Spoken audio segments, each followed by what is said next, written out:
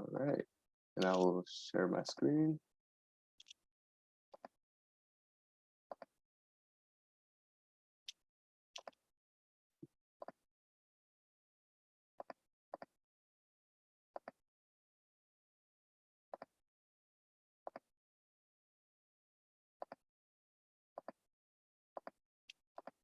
Yeah. Are you guys able to see it? All right, awesome. So hello, everyone. Hope everyone is doing great and staying healthy. My name is Hugo Arcos, and I'm a fourth year global studies major at UCR. The title of my presentation is Hugo Arcos, My Life as an Essential Worker. For this project and presentation, I would like to thank my faculty mentor, Dr. Juliet Levi, for her unwavering support and guidance through this process. Today, I will talk about my experience as an associate at an Amazon fulfillment center in Redlands, California. Now, what exactly is my motivation for this project? To begin with, like all of us here, I constantly heard the term essential worker around me. Various forms of media exposed me to the term, whether it was a family member's Facebook post thanking essential workers, or NPR articles talking about essential workers being burnt out and underpaid. This prompted my interest, and I decided to learn more about the term. But why is the term essential worker circulating again? I would first like to talk about this quote mentioned above, which states, "But what does it mean? The plague. It is life, that is all." This quote comes from Camus' story titled The Plague. This story follows various characters of the city of Oran, Algeria, as they face a new bubonic plague, which forces them to question their position in a society that faces certain death.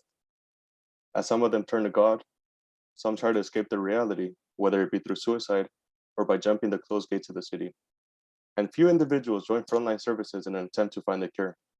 Similarly, COVID-19 has presented us with yet another existential crisis.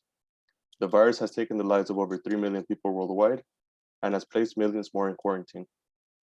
And we all react differently to this threat.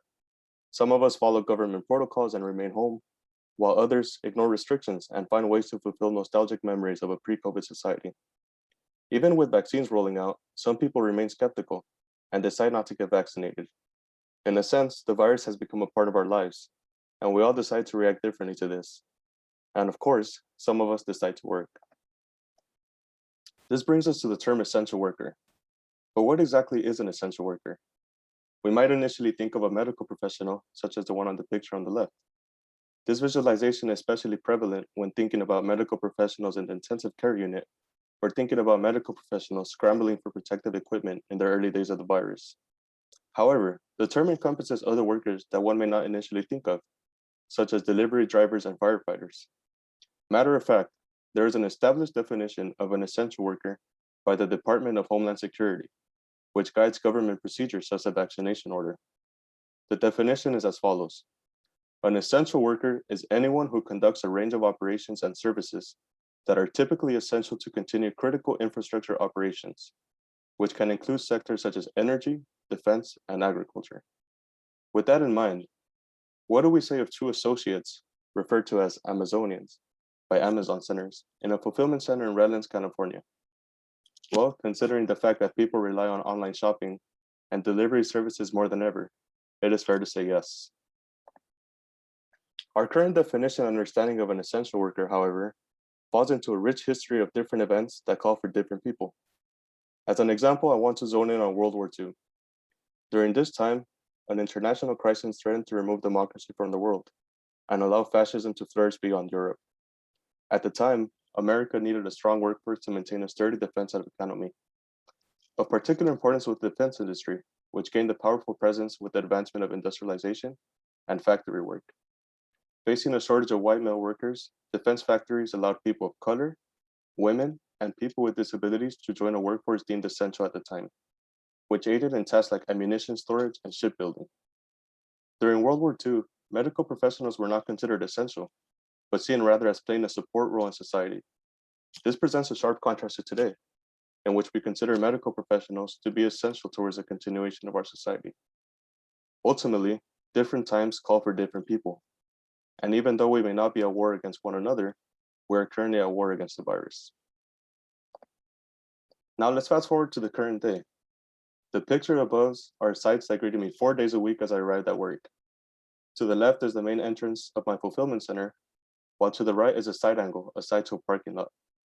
As mentioned, I worked at a fulfillment center, which typically employs full-time workers and is a starting point for the delivery process. Surprisingly, the application process was fairly quick and straightforward. There was no need for a resume, a cycle of interviews, or previous experience. I just needed to fulfill basic requirements like being able to work 10 hours a day and coming sober to work. This might seem a little worrisome at first, but it makes sense when considering the fast expansion of Amazon. In 2020, for example, Amazon expanded warehouse production by 50%, which added 250,000 employees. In addition, the 10-point condition of warehouses like these, which we will explore in a bit, create a constant void of workers to fill. Despite the numerous departments in this warehouse, they can be categorized into two groups, inbound and outbound. Inbound handles incoming packages, while outbound focuses on sending out packages. Within the outbound department, there are three main areas, which are pick, pack, and dock. In pick, associates called pickers drive modified forklifts for up to 10 hours and pick packages. The packing area handles packing items into boxes and sending them over to dock. In this particular warehouse, there are roughly 5 rows of pack lines with 8 stations, so you can theoretically have up to 40 packers at a time. Lastly, there is dock, which can be considered the last line of defense before sending a package out. Teamwork plays a major role here, and the work ethics of other people can deeply impact your experience. Here are pictures of the two main parking lots at Amazon. The two pictures on the left are basically different angles from the same parking lot, and the picture on the further right is a separate parking lot. And don't let that beautiful sky fool you. This gives an idea as to just how many people can be at work, which can lead to cramming and risky working conditions. Matter of fact, during the start of the virus, it was common to have 3 to 4 confirmed cases a week at this fulfillment center. Now, a quick note before moving forward about taking pictures within the warehouse is that this center is adamant about not taking pictures. And although part of the reason is worker safety, for example, a worker not being distracted while taking a picture, one can assume that for the center not to get in trouble, this could be another reason. But this is basically the main entrance toward the main department to the fulfillment center. Before this, there are temperature readers and mass distributions and the human resources desk as well. But it would be quite unwise to take a picture there due to particularly heavy surveillance in that section. If you look closely to the bottom right of the pictures, there is some green tape, which the center refers to as the Green Mile. The reasoning for this is that the distance from here to the end of each area is roughly a mile. To me, however, it makes a reference to the movie and book, The Green Mile, which hints at the fragility of the prison system and death sentence. To the right, one can see the modified forklifts, which pickers use at the pick area. You can also look at the shelves commonly used to house packages here on further right and in the center of the left picture. Now, I am roughly 5 feet 7 inches, so I may not be the tallest person around, but even a 6-foot person would be below this first line on the shelf. So you can imagine how high these shelves can get, and thus how high pickers can be off the ground at times. Now, the assigned night shift runs from 6:30 p.m. to 5 a.m. Within this time frame, many people have to sacrifice various things in their life. In one moment, I had a coworker mention not being able to comfort their kid as they went to sleep. In the first years of a kid's life, they constantly look for their parents for love and comfort, and hearing his kid cry and his partner having to struggle alone repeatedly broke his heart. Now, one may say that these struggles aren't necessarily tied to a night job or to Amazon, but there is an aspect in this job that brings upon an extra layer of stress: rates. Amazon expects associates to hit a certain rate every hour. One may be familiar with the countless horror stories online of people skipping lunches, avoiding going to the restroom, and cheating the system to hit the rate. For instance, in the packing department, an associate is expected to pack roughly 75 packages per hour. In return, you must imagine at least 750 boxes passing through the hands of each packer, each bringing along a repetitive set of motions. Now, this rate may prove easy for a veteran in the department or manual laborers in other warehouses, but one must consider that associates are expected to maintain this rate for nearly 10 hours a day and 4 days in a row. In addition, an associate's experience falls largely on the decisions of a shift leader. Upon arrival to work, shift leaders assign you to certain areas. They do this by assigning your badge in the form of a magnet to a certain area on a huge board, an example of which you can see the picture on the right. The simple placement of your badge can heavily influence the outcome of your day. For example, you may spend your day pushing boxes down a chute or loading heavy packages onto a trailer. A rather insignificant decision thus gains notable power. It becomes especially loathsome when thinking about favoritism, as some people have to endure difficult tasks every day, Others enjoy less taxing roles, despite being rather lazy and unproductive workers. It is important to note that rather easy tasks are known as indirect roles, which present various advantages, but the most notable one being not having to worry about rate. Amazon preaches that these roles are reserved for associates that persistently demonstrate superb rates and a motivational work ethic. But this comes into question when most of the time it seems to be allocated towards people that don't express such qualities and only seem to be close to the shift leader. Lastly, leaders rarely recognize good work and focus on the negatives. Even with experienced people, as soon as they don't hit a rate 1 hour, they are approached by a manager and are confronted about it.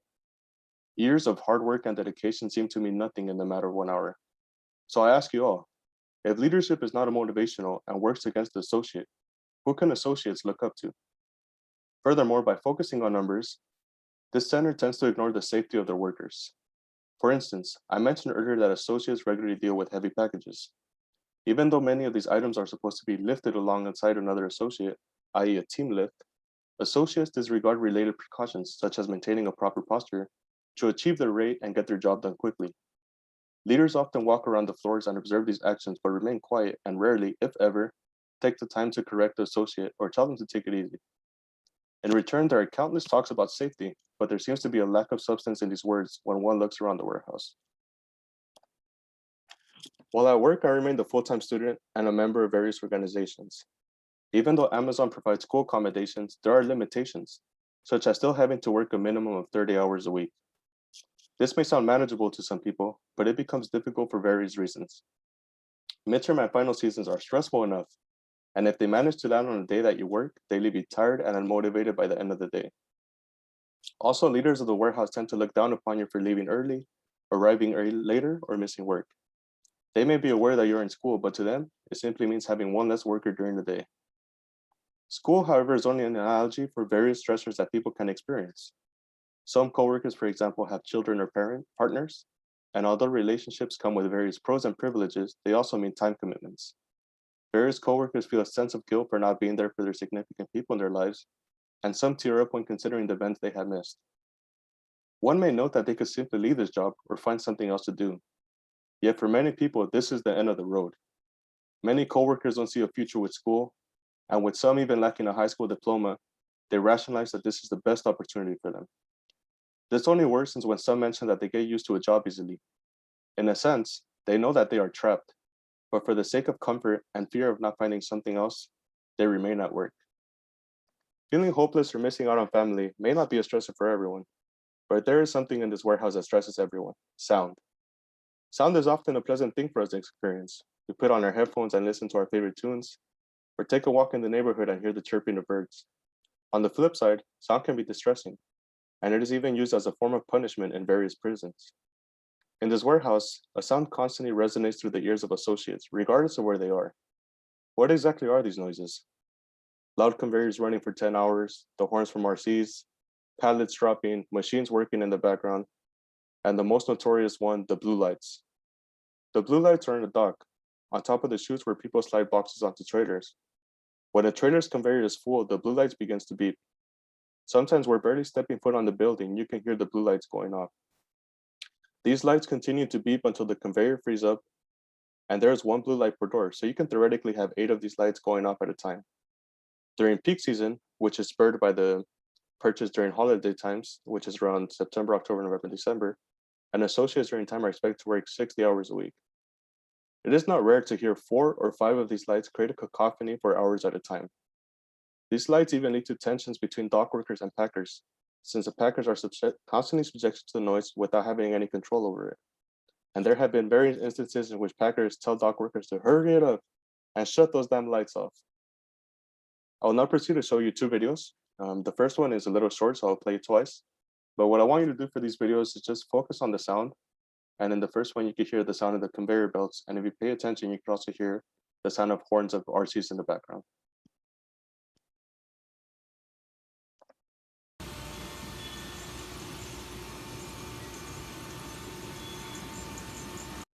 And I'll play it once more.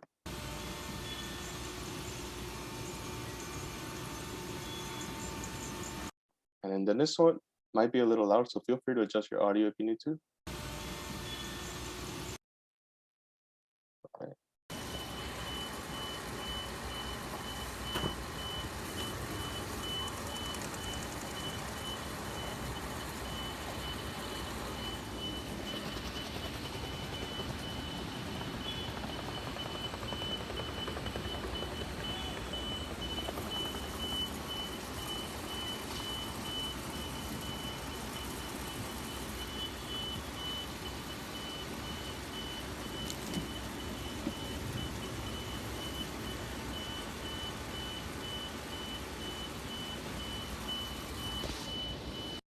So 2 notes on the last video is if you pay attention towards the end, you could actually see how the boxes jam up the conveyor when going into the door. So that gives you a sign as to what causes these lights to go up. And also another note is this is one light. So I don't know how loud it might have been on your computer, but you can imagine that at times there are 4 or 5 of these lights going off at a time. And even when one clears up, another one starts ringing. So it's just a back and forth of noises.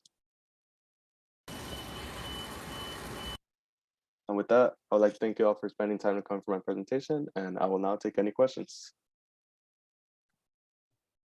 Thank you.